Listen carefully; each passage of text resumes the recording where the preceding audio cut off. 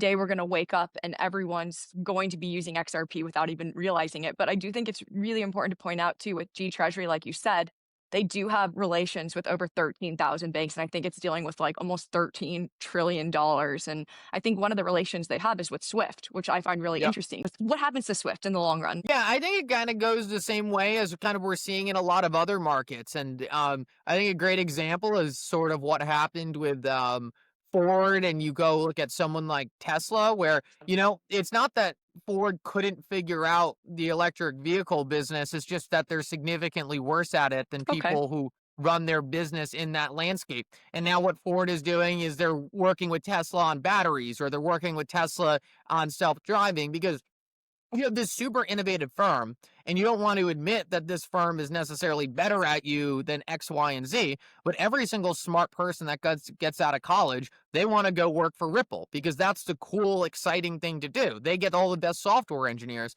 And it's hard to compete when you're running a business like Swift, right? Where introducing blockchain cannibalizes their current business. They're like completely different in terms of how they operate. So I think in the short term, instant payments, instant liquidity, decentralized settlement, that might not be important to every single firm out there. They might be fine for Swift for the next couple years. But Hmm. there's going to be a lot that say absolutely not. We want the Yeah. fastest way we can move money. And which are they going to go to? They're probably going to do the company that's been doing it longer and experts in that respective space.